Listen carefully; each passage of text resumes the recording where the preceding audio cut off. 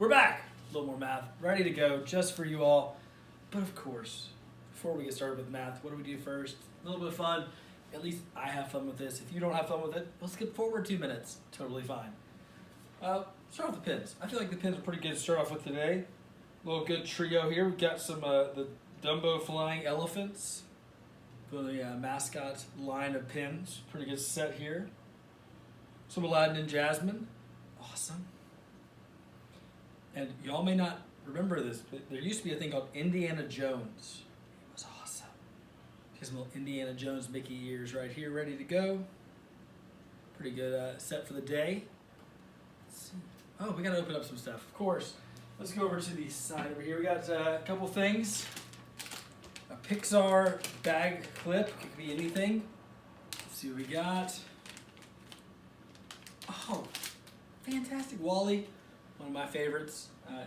Solid Disney Pixar movie. You can sit up here by Yoshi. Also got a little DC figurine.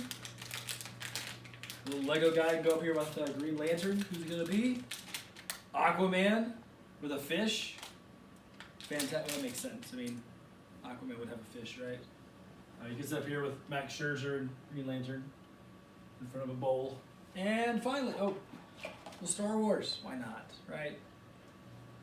Get out a lightsaber for this. It's not going to work very well. Oh, sweet. Got a Finn bobblehead. Sure, why not? Pretty good. I can hang out right about here too. Green Lantern. It wasn't a very good movie anyways. It's okay.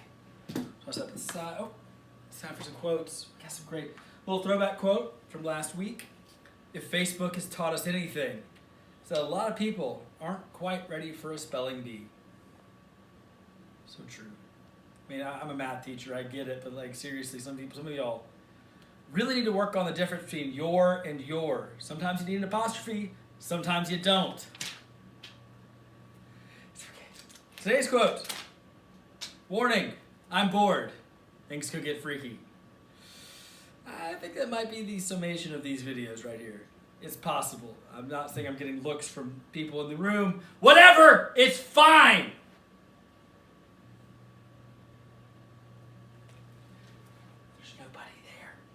All right, so we've opened up some stuff.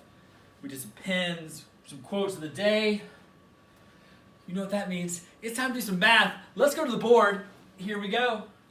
All right now, Billy Madison, Danny McGrath. Man, am I glad I called that guy. Pay attention. This will be on the quiz. Pre-Algebra guys, here again, doing a little review, going back over some stuff from the first semester.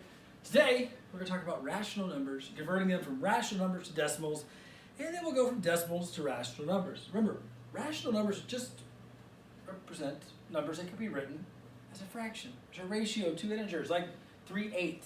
Now, 3/8 is when we can express that number, but we can also express it as a decimal. Now, how do we do that? Well, we're going to think back to elementary school, when you first learned about division, because that's really all fractions are, is division. So, we're just have a little long division problem. The denominator, go outside, numerator inside. Now this looks a little bit weird because, well, 8 doesn't go into 3, does it? No. But that's okay because if I have 3/8 of a pizza, I don't have a whole pizza. I've got some of a pizza. So we're going to just do a little division here. Since we can't go into 3, we'll add the decimal. How many times does 8 go into 30? 3 times. It's 24. 3 times 8, subtract. 6. Well, it's not a 0, so we're going to keep going. How many times does 8 go into 60? 7 times. Subtract again. We're not at 0 yet. Until we get to 0, we gotta keep going. Until we get to a repeating number, we gotta keep going. 8 goes into 40 though. 5 times. 8 times 5 is 40. We got to a 0. Perfect. Which means 3/8 is the same as 0.375. Simple enough. We're like 4/3 again. 4/3 is a rational number. We could rewrite that as a decimal. How? Same process. Denominator outside, numerator goes inside. This time, 4/3, if I think about 4/3, That's a number bigger than 1, right? Yeah, of course. So we should be able to go in at least one time to start off with. 1 times 3 is 3. Subtract, we get 1. Add a decimal here. How many times does 3 go into 10? 3 times. 3 times 3 is 9. Subtract, you get a 1. Add a 0. Keep going. This looks familiar. This whole process looks a lot familiar. What's happening here? Of course, we're taking a repeating decimal. That's okay. We can rewrite that. It's 1.3 repeating. Again, rewriting this not too difficult a process. You just got to remember what goes where. Think about our long division. We're gonna go the reverse of this in just a second, but we got a little break. Then get some more math in. A lot of boring math later. A little more math, ready to go. We're going again now from decimals to rational numbers. We should rewrite these decimals as fractions. So a number like this, a non-repeating decimal, or terminating decimal, like 0.12. We can actually pretty easily make this into a fraction by taking whatever's after the decimal here, putting it over 1 with 2 zeros behind it. 2 zeros because we have 2 numbers after our decimal here. So in this case, 12 over 100. Now, if we're not asked to simplify, we could leave our answer like this, but we're going to simplify it just because we can. Is there a number that goes into 12 and 100?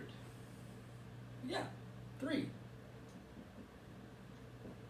If I divide this by 3 over 3, 12 divided by 3 is 4. 100. Oh, no, 3 doesn't go into those. You're supposed to stop me when I make mistakes, guys. Come on. Y'all know better than that. I was getting ahead of my answers. 3 doesn't go into 100, but 4 does, which will help us.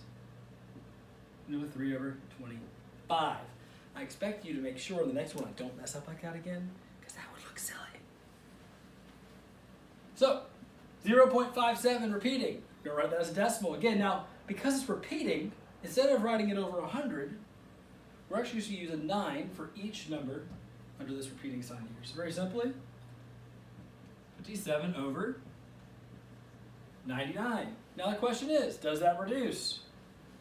Of course it does. It's a practice problem for us to work on more than one piece of math at a time.